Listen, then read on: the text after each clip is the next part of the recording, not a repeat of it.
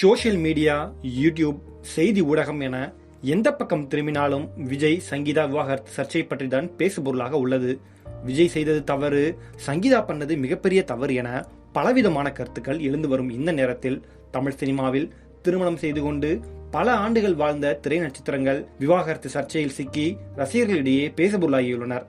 அதை பற்றி இந்த காணொலியில் நாம் பார்க்கலாம். நடிகர் விஜயும் சங்கீதாவும் மனம் ஒத்த தம்பதிகளாக கிட்டத்தட்ட 27 ஆண்டுகளாக ஒன்றாக வாழ்ந்து வந்தனர். தற்போது இவர்கள் விவாகரத்து சர்ச்சையில் சிக்கியிருக்கிறார்கள். கடந்த 27ஆம் தேதி விஜயின் மனைவி சங்கீதா செங்கல்பட்டு நீதிமன்றத்தில் விவாகரத்து கேட்டு மனு தாக்கல் செய்தார். நடிகை ஒருவருடன் திருமணத்தை மீறிய உறவில் இருப்பதால் விவாகரத்து வேண்டுமென கேட்டுள்ளார்.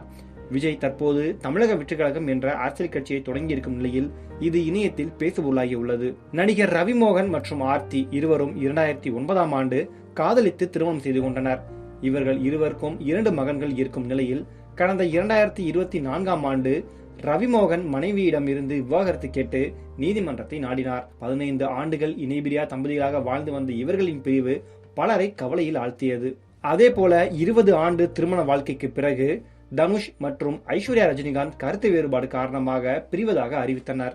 இவர்களுக்கு 2 மகன்கள் இருக்கும் நிலையில் குழந்தைகளுக்காக இருவரும் சேர வேண்டும் என சமரசம் பேசப்பட்ட போது 2024ஆம் ஆண்டு இருவரும் அதிகாரப்பூர்வமாக விவாகரத்து பெற்று பிரிந்தனர். இது தனுஷின் ரசிகர்களை சோகத்தில் ஆழ்த்தியது. இசை புயல் ஏஆர் ரகுமான், சாய்ரா பானு இப்படி ஒரு ஜோடியை பார்க்கவே முடியாது என சொல்லும் அளவிற்கு இருவரும் அவ்வளவு இணக்கமாக இருந்தனர். ஆனால் சாய்ரா பானு திடீரென விவாகரத்து கேட்டு அனைவரையும் அதிர்ச்சியில் ஆழ்த்தினார். திருமணமாகி 29 ஆண்டுகள் வாழ்ந்த இவர்களா விவாகரத்து கேட்கிறார்கள் என ஒட்டுமொத்த இணையமுமே பற்றி எரிந்தது. ஆனால் சாய்ரா பானு தற்போது வரை தன்னை ஏஆர் ரகுமானின் முன்னாள் மனைவி என்று சொல்வதை விரும்பவே இல்லை. இசையமைப்பாளர் ஜிவி பிரகாஷ் பாடகி சைந்தவியை 2013ஆம் ஆண்டு காதலித்து திருமணம் செய்து கொண்டார்.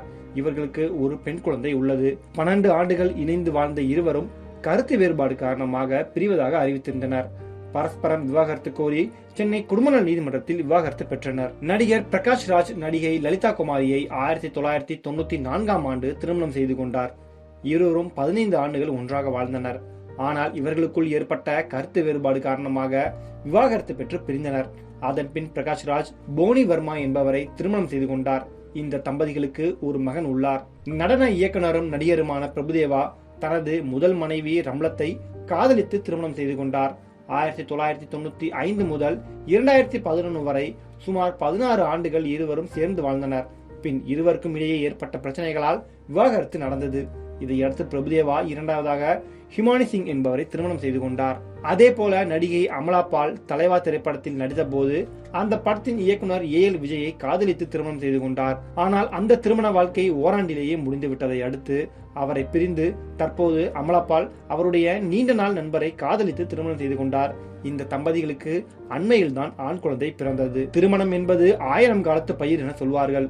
பொருத்தம் பார்த்து ஜாதகம் பார்த்து செய்த திருமணங்களும் சில ஆண்டுகள் கூட நீடிப்பதில்லை. உருகி காதலித்து திருமணம் செய்து கொண்டவர்களும் பிரிந்து விடுகின்றனர். இதற்கு காரணம் புரிதல் இல்லாததுதான் இந்த விவாகரத்திற்கு காரணம் என சொல்லப்படுகிறது. ஆனால் 27 ஆண்டுகள் 17 ஆண்டுகள் உடலும் உயிருமாக வாழ்ந்தவர்கள் ஏன் பிரிகிறார்கள்? அவர்களுக்குள் புரிதல் இல்லையா என்பது $1,000,000 கேள்வியாகவே உள்ளது.